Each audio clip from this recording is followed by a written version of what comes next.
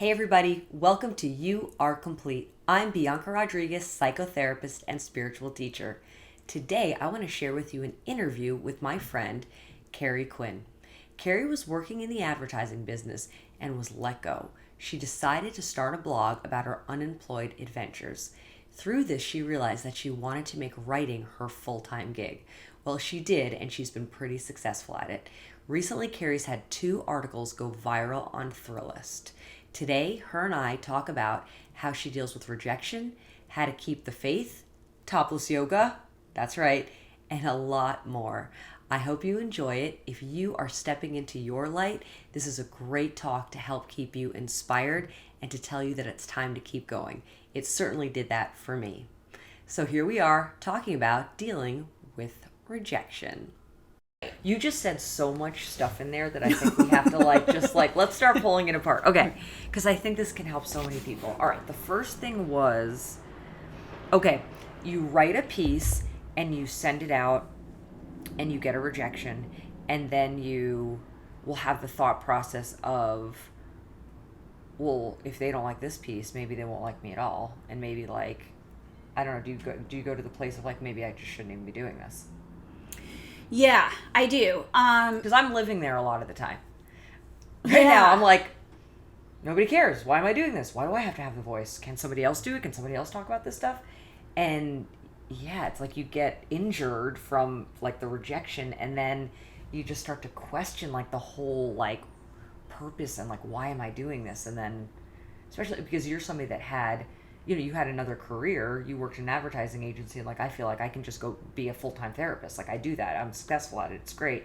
But but this really is I feel this tug. I have to do this. But when the work is maybe not received in the way we want it to be received, the questioning starts to happen. Yeah. How do you get through that process? Well, I think Big sigh. it changes a lot.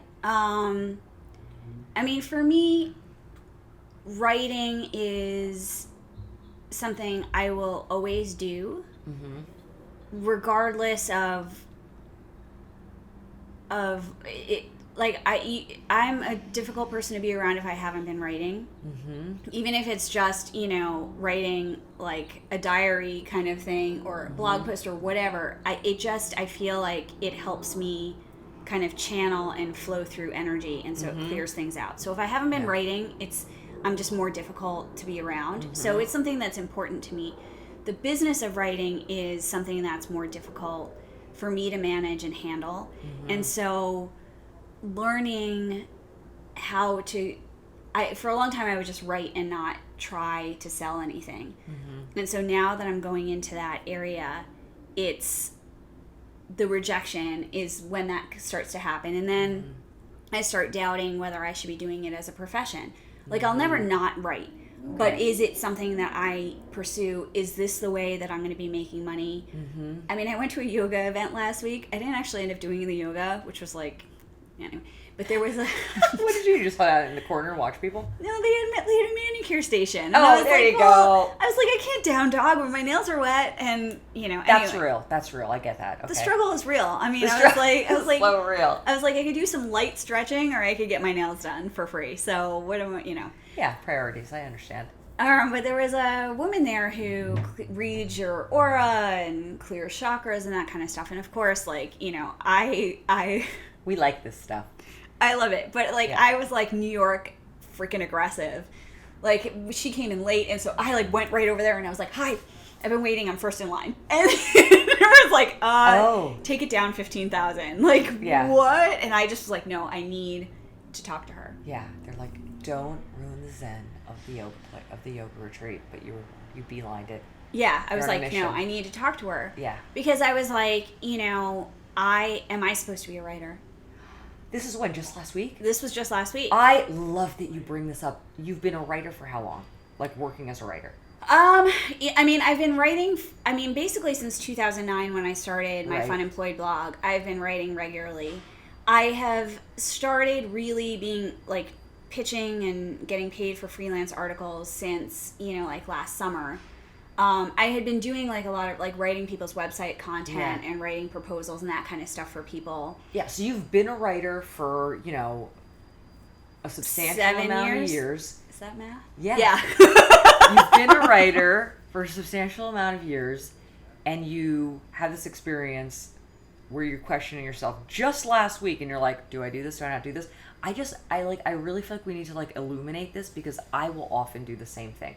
I've been a therapist for 10 years, and I will have a session with somebody where maybe I feel like I'm not effective, and it brings up my own stuff, and I literally will be like, yeah, probably shouldn't be doing this anymore. I think I'm just probably not made for this. Like, and it is my life's work. I'd rather not be doing anything else, but I think it's so important that we like let people know, like, on your journey, like, yeah, like right up until last week, and me probably just sometime this month doing our craft, you're literally like, I suck at this. I should probably just stop.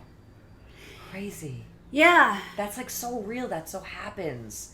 I think people think, we would probably, people probably look at like, celebrities and people who are, really in the mass media, and it's like, yeah, I think they question it too.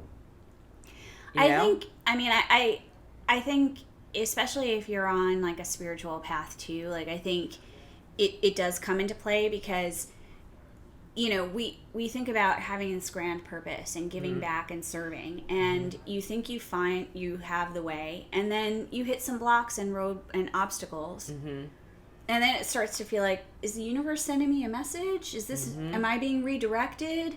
Should I be? I mean, my brain is like a tornado, so of course, I've spun out in less than an hour. Yeah, is this a sign? Maybe I should stop. Is this a sign, or is this just testing my faith, or and I can ping pong between those two things, and then I come up with like 10 more things.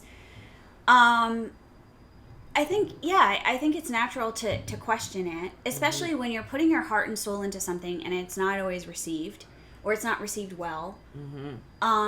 And again, it's about finding your audience, because the people who love you and love your message are going to love what you're doing. It's finding those people that isn't always the easiest part. So you can be putting I love out that. I needed to hear that. I didn't even think of that. Yeah. That way. It's like you stay authentic to you and you keep doing the work, and then the hope is that your higher power, your divine entity, the universe guides you to find those people. But knowing that like there's like a lid for every pot, like a lot of the stuff I talk about, like I just saw Deepak Chopra and Eckhart Tolle, like we're saying the same thing. It's all the same thing, but somebody may relate to me, somebody may relate to you in your story. It's not the first time anybody's told a story about like, I don't know, having fibroids. Like, yeah, other people have written that story, but they're going to hear it through your voice, and they're going to connect, and that's going to be the thing that's done. So it's like you just keep creating the work, and I like have this visual of like it just finds the people that need to hear it, and that process can be challenging. That it's not maybe getting to the right folks. Yeah, I mean, especially with social media, which is a blessing and a curse. I mean, we are bombarded by so much messaging all the time. TV, like just driving around. If you live in a city, you see billboards, you see, stuff on cars, like people decaling their cars with brands and lots of other. There's a guy who's has like all his headshots on his car. He drives around Hollywood and West Hollywood. Yeah, I'm just like, at least he should get a job like wrapping like buses and decals. Like, you know what I mean? Wow, way to put yourself out there. It's on your car. Oh my God, yeah. I mean, and he has like a megaphone on the top of the car. It's a lot of information. It's information overload. I agree with you. It's information overload. So and where do you pay attention? And you can be putting stuff out, but like people might not be getting it, or your tribe may be distracted, or may not be coming to the top of the feed, or right. It just takes getting some key audience members, and then it starts to snowball, and then people start paying attention. But there is just, I mean, it's like we all have an imposed kind of ADD on us, because we're ping-ponging around so many different things. And our attention spans, I think, have just gotten so much shorter. So much. I mean, the old rule in advertising used to be you have 10 seconds to capture somebody's attention. Or like if you send somebody a direct mail piece, it's like they're going to shuffle through, they might look at it, they might open and start figuring it out. I think it's like you have 3 seconds now at best. Yeah. Because, we have to be selective. We're just getting so many messages that, we have to just kind of hone in. So I think it's hard to find your audience. It's hard to find your people. But when they find you and when you find them, even if it's just, it's going to start out small. Yeah. It's going to start to grow. One of the things I realize is, I feel like I'm in my purpose when I'm connecting with one person or I'm connecting with 100 people. Like I work one-on-one with people, and I've also, done trainings with 100 people. And it's like, the scope of it is like, that doesn't affect the heart. Like the heart of it is like, oh my gosh, like one person's going to get something out of this talk. One person's going to be like, oh, I wanted to be, a dancer, or I want to be a writer too. And I'm getting rejected, and I just feel like I want to stop. And like, oh, I have people who are making a living doing this. Like they actually feel like this like regularly, So it's like, that's an honor to be able to affect somebody that way. 1 or 100 or 1,000,000. Yeah, I wrote an article for Thrillist where I did topless yoga. It was the first topless yoga class in LA. Wait, this is a real thing? Yeah, it's a real thing. What? Is it men and women? Yes. It's like a free the nipple kind of a thing. And so, I went, like, I was raised Catholic. Like, I've laid out on a topless beach. I've let gay men kind of fill me up because, I was in a gay bar and they were like, why do straight guys like them? And I was like, have at it, feel away. And they were like, oh, we get it now. So what you're telling me is you're comfortable with your breasts. I'm comfortable-ish, but like I wouldn't be... This is so funny. I didn't know this. Like whipping off my bra in a yoga class was like, I was just like, why did I say I would do this? And then I was like a Band-Aid, I ripped it off and I was like, But, I wrote this article and I had lots of observations about, what it's like. Obviously, there were 3 men in the class, 2 with man buns. Nice. Happiest men, I'm sure, ever in a yoga class. It was just weird because it was weird. Like, nobody really looked at one another. Because, like, in yoga, if you're holding a pose for a long time, you just sort of look around the room. Like, people were not doing that because it's sort of weird and pervy. And then the other thing is that, like, I never realized how much my breasts move. In other activities, I'm distracted. But I was just like I did bridge, and so it was like the left one and the right one were like 2 people who hated each other. They went in different directions. They were like, I was like, who knew that could happen? Like, I was in down dog, and I was like, my breasts are like knee socks with eggs at the bottom. Like they moved around so much, and I had to just watch myself because I was like, I didn't want to invite anybody else to look at me either. So I was just anyway. So I wrote this story, and people enjoyed it, but one guy wrote me like 26 Facebook messages about his experience where he was in a similar kind of a yoga class, and so he pulled his bottoms down a little, not to show his penis or anything, but just like to show like his butt crack a little bit so that women wouldn't feel dishonored, and how he said these jokes and everybody laughed. But he, over the course of 24 hours, he wrote me 26 individual Facebook messages, all, really intently sharing his experience and how much my article about just being topless in a yoga class touched him so much. And so, I was like, so my fans are a little excessive.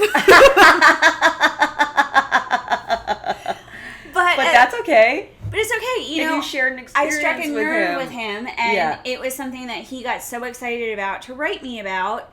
And so, I touched one person, and a lot of people shared that article, and then I had written another article that a lot of people shared. But, it feels good when you start to see, like, people sharing articles or commenting. And you start to think, okay, so there are people that are out there that do like my work. Mm-hmm. And then, of course, I get 3 articles rejected, and then I go and see a chakra clearing artist, clairvoyant, to be like... we didn't even get back there. Yes, we were at the line, and then we just went on to this whole tangent on something else. So let's go back. We're at the chakra lady. You, like, beeline it to the front, and what happens? I mean, she just talked about like some things that she could see in my aura. She was like, your aura is very vibrant and clear. You have stuff from other people that's causing you to doubt yourself and causing you to have fear. And I mean, I was like, what's like, am I supposed to be a writer? And I was like, is that where I find my abundance? And she said to me, she was like, are you enthusiastic about writing? And I said, yes. Not always, but yes. And she said, your enthusiasm is where you will find your abundance. Wow, I love that. She said, you're putting so much effort into coming up with stories and selling stories. And she's like, the way that you're going to hit your abundance is through what you're enthusiastic about. And it's true because, like, I want to make a living as a writer and I want to write as many articles as possible to make as much money. The challenge is that, I'll write stories or articles or I'll pitch them because I'm like, that's a story. And then I write it and I'm like, oh, it's not flowing or it's not going or it's not working. Just because I'm trying to just churn stuff out so I can pay the bills. Yeah. But, the stories that, have done the best are the ones that, I wrote the Topless Yoga story in like an hour because I was writing it in my head the whole time I was there and it just flowed right out of me. Right. I mean, I edited it and all that, but I turned it in quickly and they didn't change a word of it and it's done really well. So how do you know what stories you're enthusiastic to write and what stories you're not? That's, a big question because now, that I've been pitching articles, it's like I'm starting... I've made some missteps, or I've tried to write like a service piece, like for tips or how did you say, and I mean, I can do that, but I seem to shine in these first person weird experiences where I can bring my insights and humor and people can live vicariously through. I mean, maybe there are people that would want to do topless yoga, but for the most part, most people aren't going to. So to live that experience with me and to feel it makes them feel like they've experienced it too. Yes, and it's like you get to explore this like world that you wouldn't necessarily step into, and they're often like kind of bizarre. Like the Thrillist article was like, not everybody's going to do that, but it's a fascinating study, I guess we should tell them what we're talking about. Yeah, the first Thrillist article I wrote was I sent vagina pictures to guys on Bumble. I get a lot of dick pics in online dating, and they come in to me so just aggressive. like, hey, beautiful, hey, handsome, boom, and I'm like, well, that escalated quickly. Yeah. Like, I'm not sure what your voice sounds like. I don't know if these pictures of your face are genuine, but now I've seen your penis. Or, I mean, somebody's penis. Wherever you found that on the internet, And but so... most likely real. Yeah, most likely. And, I mean, I just was talking to a friend. I was like, well, what would they do if I sent them vagina pictures? Like, would they, like, see how... What that feels like, yeah. How much as of a an woman, assault I can say that my can be. experience, my experience of it and yours too is like, it's unnerving. It's not nice, and it feels really invasive and violation. And demeaning because, I mean, granted, it's like Tinder. Is that where you're going to find your husband? I did. Well, see, and you're not like a Mikey, like choose Pop Rocks, like in his head exploded kind of story. There are all these urban myths of my friend's cousin's twin sister, like found her, husband who is a billionaire ER surgeon. Like you hear those stories, but you can't, like, I always go into romantic situations with hope and believing that this is going to be the guy or there's at a least possibility like you're gonna meet somebody something interesting. That we're connecting for a reason. And so when I get that picture, it feels demeaning in a way, like all of a sudden I'm reducing you to your vagina, and also like I don't know you, but this doesn't make me want to know you. Like I'd like to unravel the layers of the onion before we get to your belt buckle. You know what I mean? So my intention was to do that article and to send vagina pics so that guys would sort of understand what it feels like. Right. And see what the response was. Oh, no, they loved it. Every single one of them wanted to meet me, like, right now. Like, they're like, here's my phone number. Where can I come find you? Like, this is the best thing. You're the best girl on Bumble. One guy asked me if I was a prostitute. Different experience. Yeah. I mean, just so different. One guy was like, the lighting's off. And it was not my vagina that I sent in the picture. I did a very extensive internet search because they're not easy to find. I did find, I think she was a lady in Slovakia or something, but I found a picture because I was like, you know, my lady garden is seen by my gynecologist and the men I'm intimate with. It's not to be broadcast on the internet. But yeah, I mean, they loved it. I got a lot of funny responses. Like, a guy sent me a picture of his dog in response. Like, one guy did like a slow-mo karate video of him in like a pink suit that was on YouTube. I don't know if he was the musician or if this was his interpretive dance to it. I'm not sure. But I got all these funny responses, and so the article was shared a lot. It went viral, and a lot of writers wrote about that article. So, you know, people wrote me, like, from all over the world telling me how hilarious it was. I mean, there were also a lot of negative commenters, and I would just kind of block that out and not read those. But the people that took the time to write me were really just like, this is hilarious, this is amazing, this is so original. So that felt really good. Well, it came out of we were just talking about, like, what are you enthusiastic to write about? Oh, yeah. And that's... Sorry, I'm like... I thought, no, I brought it up. I want to talk about it.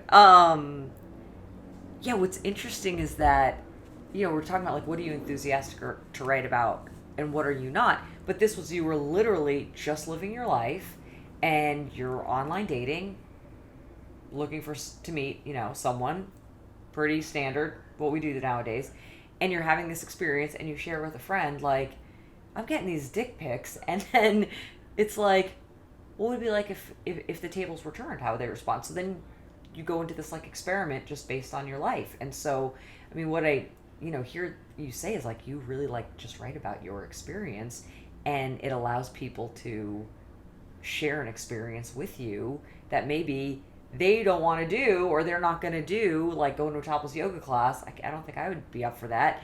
But it's so humorous and interesting and, like, so fascinating just about the human condition as to, like, you put yourself in these wacky situations or unconventional situations. It's like, how do you react? And I think you tap into, like, how a lot of us would feel and how a lot of us would react. So it's a special service you provide. Yeah, I mean, yeah, I think fun. It feels like, you know, sort of being a real life sitcom character in a weird way. Yes. So, you know, I mean, I like letting people live vicariously through me. Either I, you know, go to a yoga class or that's topless, or do things, you know, like, consciously decide to do things, or unconsciously just weird stuff happens around me. Yes. So, you know, I like being able to kind of share that and give people, you know, that perspective. You know, in order to make a living as a freelance writer writing articles, you don't get paid very much. Some sites, you know, don't want to pay you at all.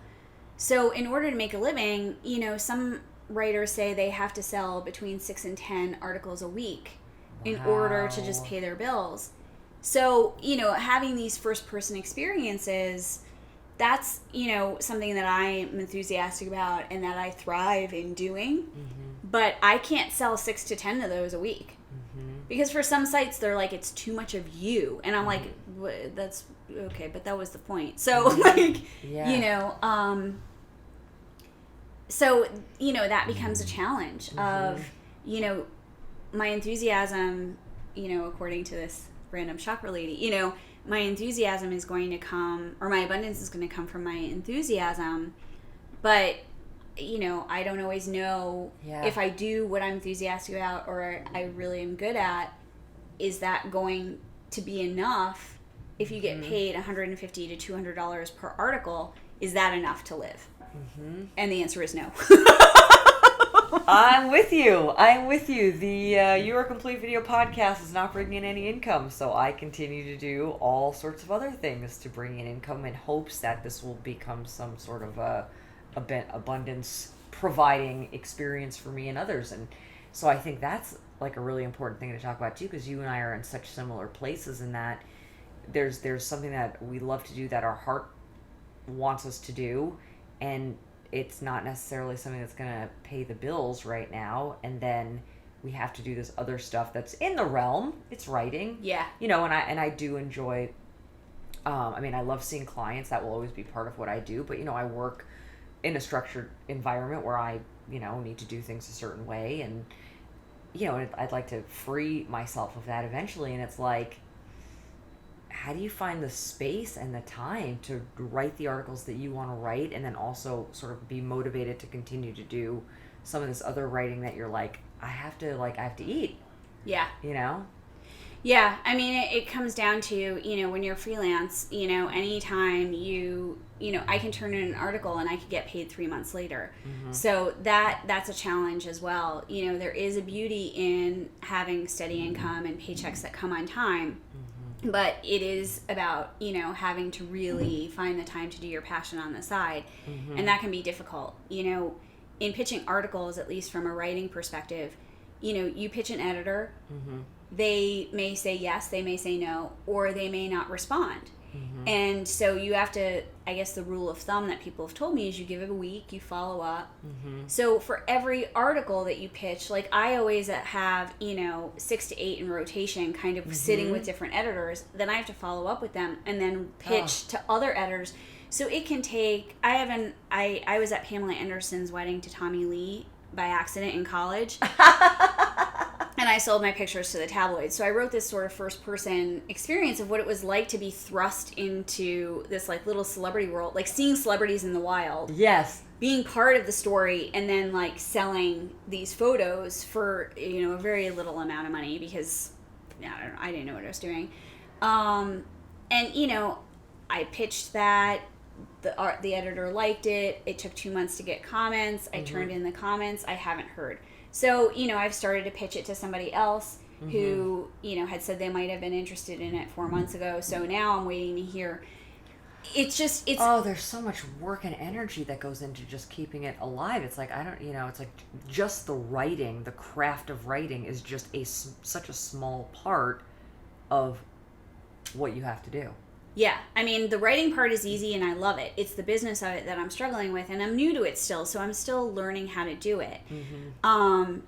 And the thing is, like, what's beautiful about this, podcast and your other newsletters and your Instagram and all of that, you're in control of it. It's your message. Mm-hmm. You put it out into the world. You want people to receive it. Mm-hmm. But, I can work on an article. Someone can say, yes, I want this. I can work on it.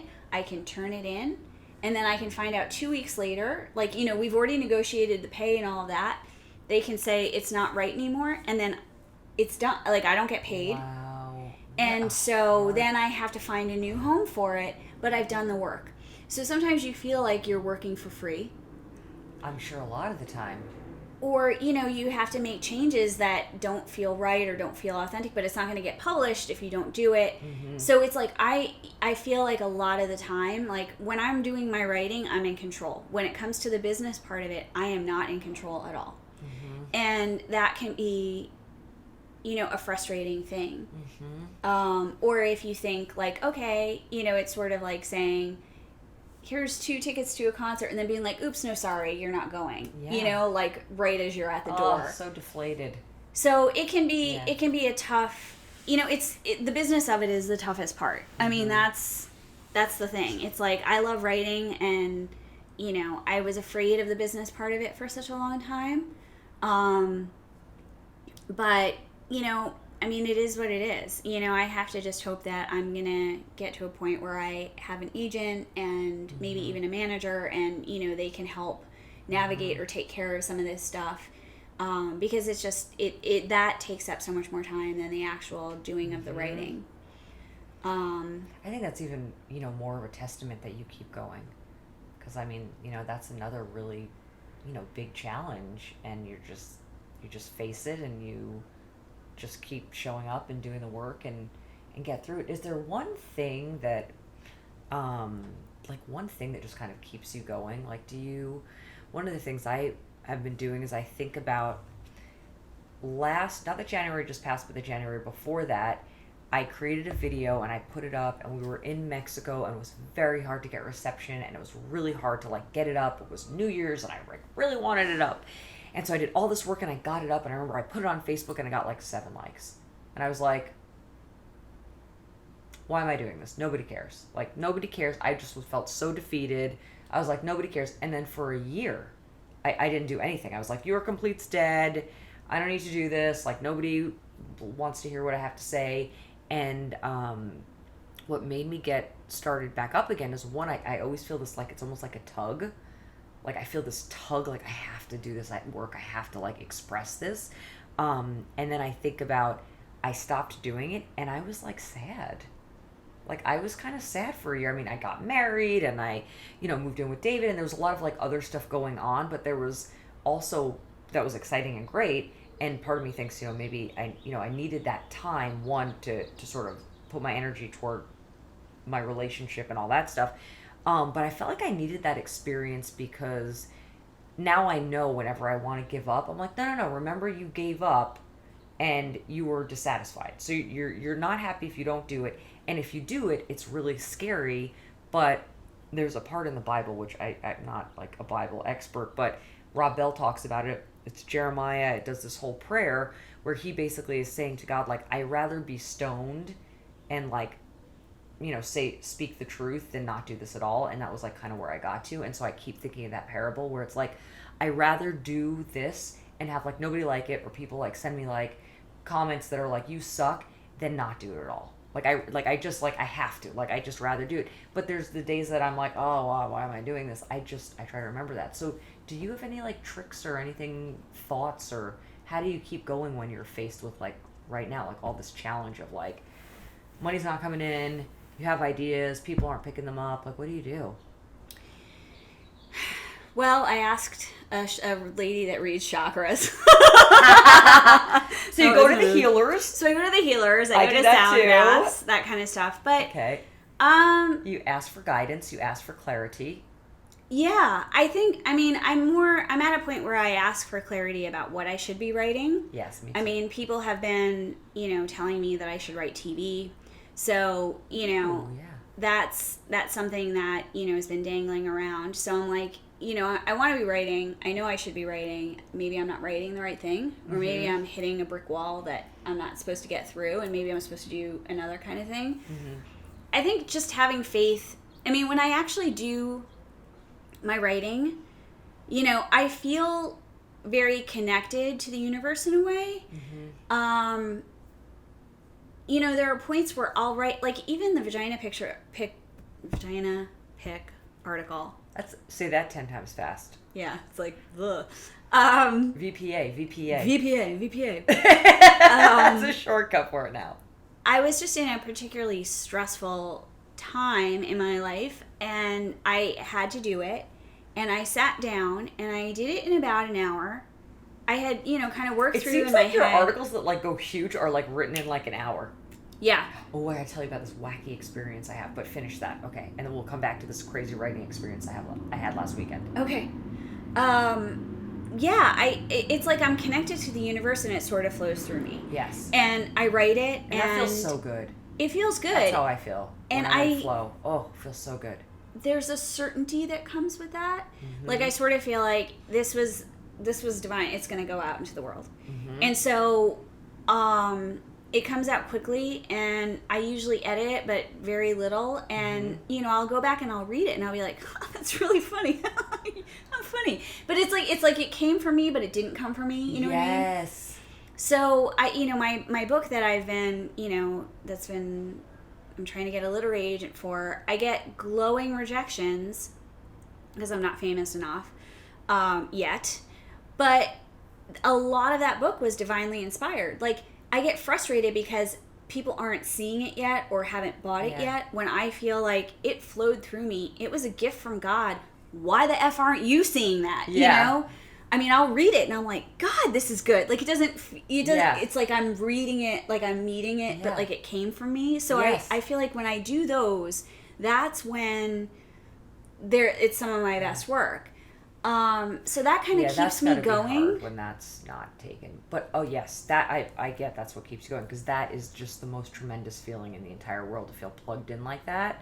Like that to me is like the ultimate like GPS that I'm doing what I'm meant to be doing when I have those moments, and that I just cannot deny. And it sounds like that's like you just can't deny that. Yeah, I mean, you just got to keep writing. Like you just have to keep. I have to keep doing it. I don't know, if I'm going to be a full-time writer or if I will, maybe I will eventually. I mean, I am at the moment, but, I may need to be doing some other things for however long. But, I really do believe that book is going to sell. And I really do believe that, like, some of, like, the TV stuff that I've been dabbling with, that will eventually sell. Like, I believe these ideas that kind of came to me. Yeah. It's frustrating to me that that it hasn't gone yet, because I'm like, it's been born. But somebody actually said to me this week in a writers group, your book has, and I think it's from Cheryl Strayed, who wrote Wild. Right. Your book has a birthday, you just don't know what it is yet. Oh, I love that. And my initial reaction was, it was very difficult to get that 3D book out of me when I gave birth to it. I thought I knew the birthday.